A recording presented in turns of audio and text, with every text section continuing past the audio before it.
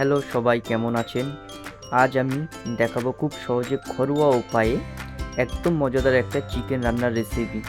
এই রেসিপিটা একদম ঘরে থাকা সাধারণ মশলা দিয়েই বানানো যাবে, কিন্তু সেটা হবে একদম মজাদার। আজ যারা নতুন রান্না শিখছো তারা খুব সহজেই এটা বানাতে পারবেন। তাই ভিডিওটা স্কিপ না করে শেষ পর্যন্ত দেখুন, কারণ শেষে আমি যা বলবো কি করলে চিকেনটা আরও বেশি নরম আর মজাদার হবে। প্রথমে চিকেনগুলো ভালো করে ধুয়ে জল ঝরিয়ে নেব। তারপর এর মধ্যে দিয়ে দিচ্ছি লবণ, হলুদ, ঝাল, জিরে গুঁড়ো, ধনিয়া গুঁড়ো, আদা রসুন বাটা পেস্ট করা, আর তার সঙ্গে টক দই। এখন সব কিছু ভালো করে মেখে নিচ্ছি যাতে মশলাগুলো চিকেনের প্রতিটা পিসে ভালোভাবে লেগে যায়। 15 থেকে 20 মিনিট ঢেকে রেখে দিলে চিকেনের মধ্যে একটা ভালো স্বাদ ঢুকে যাবে। আপনারা যদি সময় পান আরও বেশিক্ষণ রাখতে পারেন। এখন চুলোয় কড়া বসিয়ে একটু তেল গরম করে নেব।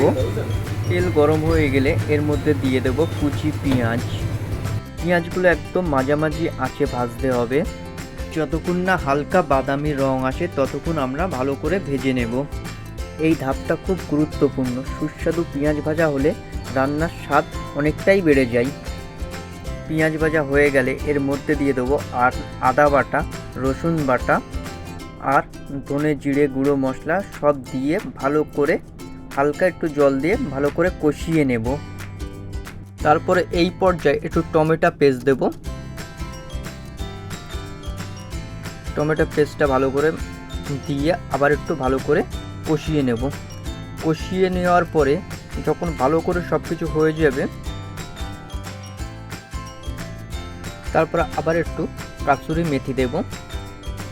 কাসুরি মেথিটা দিয়ে আবার একটু ভালো করে কষিয়ে নেব। তো এখন দেখতেই পাচ্ছ মশলা থেকে পুরো তেল ছেড়ে দিয়েছে।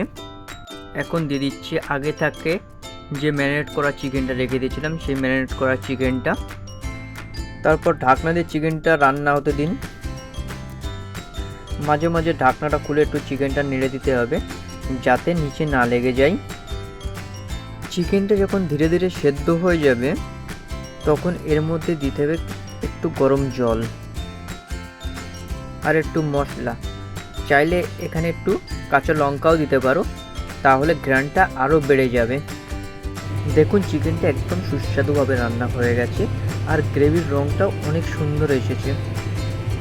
এই রান্নাটি গরম ভাত, পোলাও, রুটি ও পরোটার সঙ্গে অসাধারণ খেতে লাগে।